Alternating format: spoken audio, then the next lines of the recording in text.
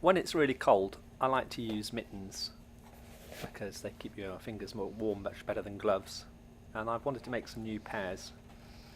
So I've made a few prototype test mittens to try and get the pattern sorted out. I've looked at some old pairs of mittens that we've got and found one that I like with this extra hinge, so I've made a pattern based on that.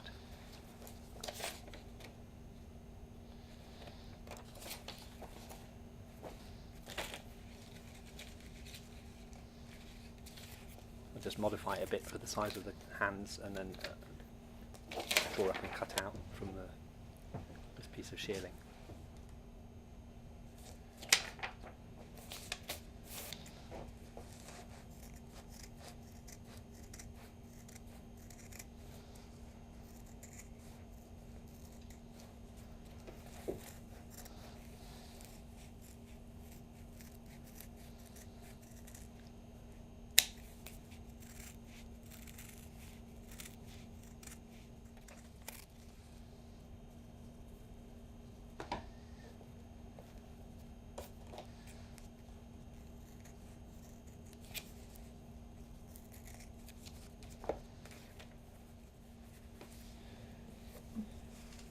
There's really too much wool on these to sew them together with a sewing machine, so the way to sort that out is to cut away some of the wool from around the edges.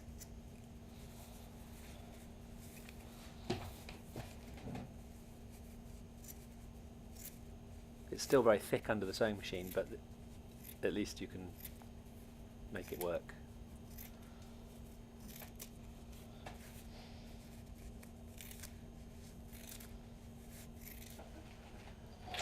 Making the couple of pairs of test mittens really helped sort out how to get a good and neat seam and which part to sew in which order.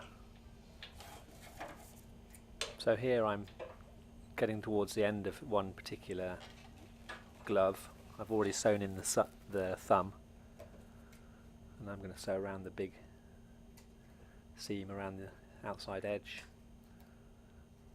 I'm using leather needles. This is the second needle, the second needle size. I started with one size that was a bit too small, and the thread was getting stuck in the eye hole, and it was not hooking up properly, getting tangled. So this is a larger needle where the nylon thread that I'm using, which is very strong, but also quite big, so it goes through this larger needle loop better.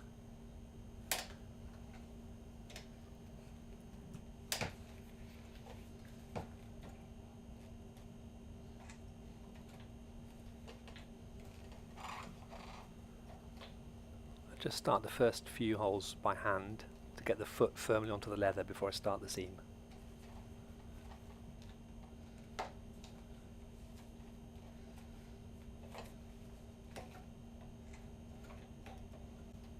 The feed dogs do mark the leather a little bit underneath, but nothing too unsightly. And I'm just using a standard foot. Perhaps a walking foot would make it easier, but I haven't got one of those. And I've never used one either, so I don't really know about that. This seemed to work alright anyway, although it is a bit tricky. That's just the point about doing the test ones, it helps to get some experience.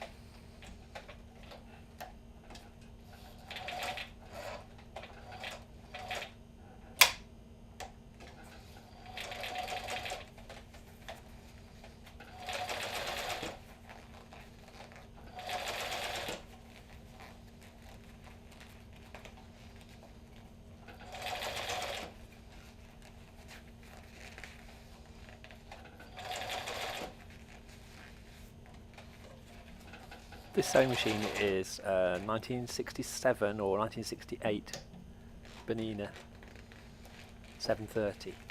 Very nice machine. But it's not electronic like a modern machine, so short, powerful bursts work quite well with the leather. Some hand stitching is needed on the last tricky seams, just to neaten up the corners. And these are then trimmed with fox fur, which was roadkill that I tanned myself a couple of years ago. but it has to be really cold to use these gloves.